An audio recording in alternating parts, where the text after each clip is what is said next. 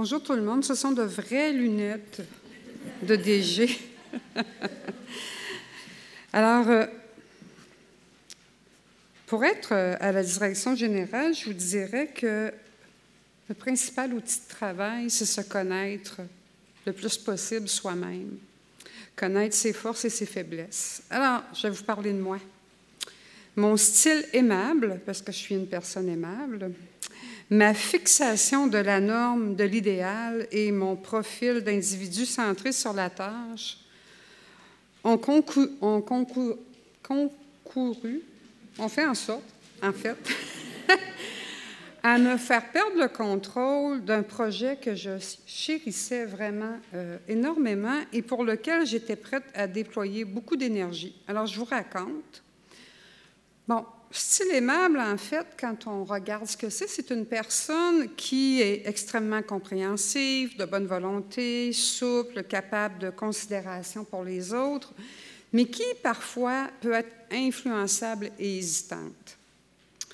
La fixation de la norme de l'idéal, en fait, c'est voir la mission de l'organisation comme un absolu, une voie fédératrice pour l'ensemble des membres du conseil d'administration. Alors, c'est vraiment percevoir que tous les gens vont être derrière la mission de l'organisation et vont travailler uniquement pour la mission de l'organisation. C'est un peu, en fait, être un peu fêlé de penser comme ça.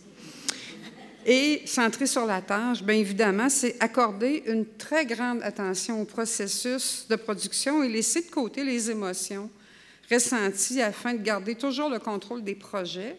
Ça joue des tours, vous allez le voir, parce que, évidemment, à la fois comme individu, on éprouve des émotions, mais les autres aussi.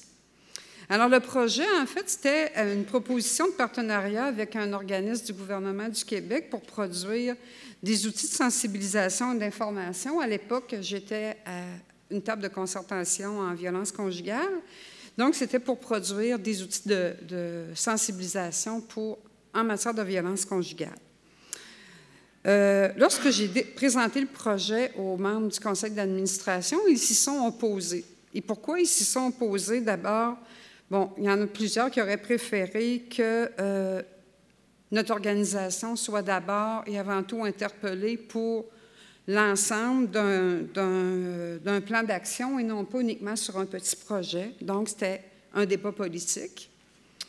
D'autres ont manifesté leur inquiétude parce qu'on devait céder nos droits d'auteur. D'autres voulaient gagner du temps et avoir davantage, en fait, l'échéancier avec lequel on devait réaliser le projet était très serré. Donc, ils intervenaient dans l'opérationnel. D'autres s'interrogeaient sur le droit de regard de l'organisation quant aux textes finaux. Encore là, c'était de l'intervention un peu sur l'opérationnel, mais il y avait aussi là-dedans, vous aurez compris, des enjeux politiques. En fait, mais la question qui a pris le plus de place dans la discussion, c'est que j'avais embauché une personne pour préparer une offre. Et cette personne-là m'avait demandé de garder sa candidature, en fait, secrète, de ne pas en parler, et parce qu'elle était déjà à l'emploi d'une autre organisation à temps plein, puis elle faisait ça un peu là, par gentillesse pour moi. Puis j'avais accepté de garder sa candidature secrète, puis de ne pas en parler à personne. En fait, il y a juste la présidente du conseil d'administration qui était au courant. Or, ça l'a insulté au plus haut point les membres du conseil d'administration parce qu'ils disent, bien, c'est nous les employeurs, on est supposé de savoir c'est qui nos employés. Alors, ils se sont sentis floués, vraiment, ils ont senti de l'inconfort, ils ont senti que je ne voulais pas communiquer toute l'information, que je cachais des choses, puis que si je cachais des choses, en fait, concernant cet employé-là, bien, je devais en cacher pour l'ensemble des autres personnes. Il me reste 15 secondes, c'est tout. C'est fini. Alors, fini, là. Vous n'aurez pas le punch. Est-ce que vous voulez avoir mon punch? Ça, on appelle ça de la démagogie. En fait, ce que je voulais vous exprimer par cet exemple-là, c'est que si on veut que ça fonctionne avec un conseil d'administration, il y a 3 choses importantes à faire. il faut se préparer de manière exemplaire, comme direction générale, mais aussi avec son CA, avec sa présidence, parce qu'on fait équipe avec la présidente. Donc, il faut aller recueillir l'ensemble des informations stratégiques que le conseil d'administration a besoin pour prendre les décisions. Il faut également s'assurer que l'animation de la réunion va être super bien faite, c'est-à-dire qu'il va y avoir on va autant prendre en considération les arguments, les divergences, les niveaux d'expression, et qu'on va un peu démêler tout ça de manière à ce que, au bout du compte, la décision ne soit pas prise sur des émotions, un coup de tête, mais elle soit prise de manière rationnelle.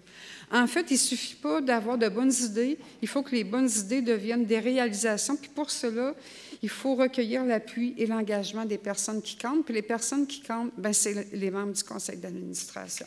Vous viendrez me voir, je vous expliquerai la fin une autre fois. Monique, je vais te demander de rester là, si ça ne te dérange pas.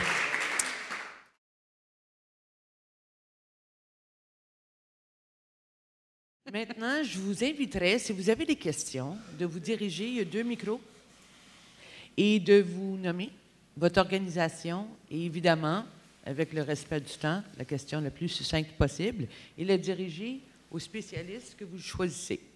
Y a-t-il des questions? On peut en prendre 2. Excellent. Oui, monsieur.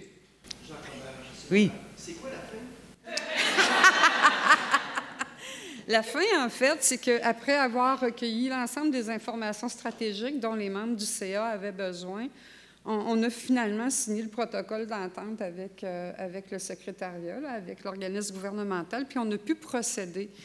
Puis moi, mais en fait, je vous dirais que comme individu, comme directrice, j'ai pris un certain nombre de leçons aussi sur ma manière d'opérer ce dossier-là. Ça oblige à se regarder aussi comme direction, puis à voir quelles ont été mes erreurs, parce que j'en ai fait. Puis ça oblige aussi le conseil d'administration à être plus clair. Ça nous oblige aussi à faire vraiment la distinction entre ce qui sont des informations à caractère davantage opérationnel, politique, tout ce qui relève du politique, parce que ce dossier-là est également politique, tout ce qui relève des décisions plus politiques, c'est vrai que le conseil d'administration doit avoir ces informations-là entre les mains.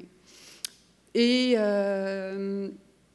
voilà, je dirais en gros c'est ça, mais le projet a fonctionné au bout du compte. Madame avec la jupe beige. Bonjour. Merci.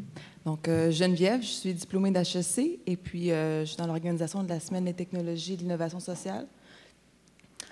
Je me demandais si, peut-être en faisant écho au 3e sujet qu'on va avoir tout à l'heure, une des solutions ne passe pas par la diversité des membres du conseil d'administration, parce qu'il était question tout à l'heure d'avoir des gens passionnés par le projet, des fondateurs, des artistes. Quand il est question d'artistes, après, les défis de gestion sont peut-être moins bien compris dans tous les enjeux. Si on prend le temps de réfléchir sur les besoins du CA pour avoir un équilibre au niveau des compétences de chacun, des intérêts de chacun, peut-être qu'il y a un équilibre plus naturel qui peut s'instaurer pour que les gens se balancent. Je suis curieuse d'avoir votre opinion à ce sujet. Monsieur Vincent, je présume? C'est vous, Vincent, qui avez parlé? Ben oui, certainement, de constituer un CA, puis c'est des conseils qu'on entend souvent pour l'organisation, surtout dans le domaine culturel, d'aller chercher différentes compétences. C'est sûr, ça va équilibrer. En même temps, si on va chercher des personnes qui sont compétentes dans différents domaines comme communication ou financement, organisation, c'est qu'on s'attend aussi à ce que ces personnes s'impliquent éventuellement dans une certaine gestion quotidienne. Alors là aussi, c'est à baliser. Parce que si effectivement on veut que quelqu'un s'occupe de la recherche du financement, ne soit pas juste à la présidence d'honneur, bien, ça veut dire qu'il faut qu'il y ait de l'opérationnel qui soit fait. Mais après, c'est comme on a eu l'exemple tantôt, c'est de donner des tâches précises, de dire bien, ça va être ça, ce sur quoi vous allez travailler, puis ça va nous aider dans ce sens-là. Mais je pense qu'effectivement, c'est la diversité des expériences et des compétences sur un CA qui vont équilibrer l'ensemble.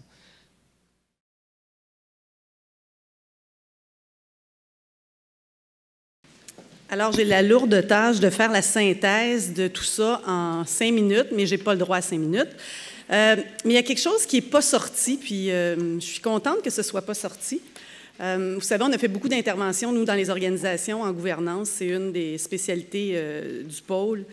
Il est où le président du conseil d'administration? Où est-il? La présidente du conseil d'administration, le président? C'est-à-dire que c'est important, cette relation-là. Notre directrice pourrait aussi aller voir sa présidente, son président, puis lui dire « Écoute, là, j'ai un malaise avec la moins bonne implication de quelqu'un puis la trop grande implication de l'autre. » Si on se rappelle, c'est comment favoriser l'implication équilibrée. Donc, c'est important, le président est en support direct à son DG, et ça, c'est une alliance qui doit absolument bien marcher. J'ai été présidente d'un conseil d'administration pendant plusieurs années. J'ai quitté la semaine dernière. Mon DG est encore là aujourd'hui, Christian Poulain, à l'École des verriers du Québec. Et on a eu une relation, on était devenus un beau vieux couple. Alors, professionnel, on avait une relation d'échange là-dessus. Et des gens trop impliqués, des gens pas assez impliqués, il va toujours en avoir, tout le temps. Sauf qu'il faut être capable de le gérer, il faut être capable de le baliser. La professionnalisation des conseils d'administration dans les dernières années a beaucoup bousculé les conseils d'administration dans leur façon de faire. Parfois, on est allé dans une approche top-down. Donc, on est des membres de conseil, on sait ce qu'il y a à faire, il faut le faire. Je pense que ce qui est ressorti par les débatteurs de bien comprendre la culture organisationnelle, c'est majeur. Parce que comprendre la culture organisationnelle, ça veut dire qu'on n'est pas un membre de CA de la même façon si on est dans une entreprise entrepreneuriale que si on est dans un CA d'une grande organisation à vocation sociale. Je vais aller trop vite. Je pense que ça, c'est très important. Cette professionnalisation, elle est intéressante, elle est importante, mais elle ne doit pas se faire d'une manière cavalière, elle ne doit pas se faire d'une manière non organisée. Vous l'avez bien dit, vous aussi, donc d'être capable de bien gérer son conseil, respecter la culture. Il faut se rappeler aussi que le CA, c'est le gardien de la mission. Donc, Céline, là, qui veut tout faire dans la mission, c'était bien de baliser son rôle parce que ce n'est pas aux membres du conseil de faire la mission. Même chose pour Gilou, ce n'est pas à lui à faire la mission. Donc, je trouvais ça très intéressant de baliser ça comme ça. Il faut aussi se donner les moyens. Quand Christina a sorti les mots communication, confiance, responsabilisation, un autre mot pour moi qui est très important, et pour moi, les deux membres du CA illustraient ça, c'est l'engagement. Le mot le plus fort pour un membre de conseil dans nos organisations bénévoles, la gouvernance bénévole, c'est l'engagement. L'engagement, ça se définit. Ça peut être pour certains 10 réunions par année parce qu'on est plus, pardonnez-moi l'anglicisme, hands-on, ou ça peut être moins impliquant, mais en même temps, quand on est là, il faut être engagé. Et donc, pour moi, l'engagement, c'est super important. Puis, un petit truc, hein, si on veut se souvenir de quelque chose dans ce sketch-là, je pense aussi que d'avoir un comité de recrutement dans nos conseils, 2 personnes, pas plus que ça, mais qui filtrent les personnes qui veulent venir, qui les rencontrent, qui leur disent c'est quoi les besoins. C'est très important, et je vais vous faire une confidence, je trouve ça beaucoup plus important qu'un comité d'évaluation. Parce que quand on choisit les bonnes personnes, l'évaluation, ça va de soi.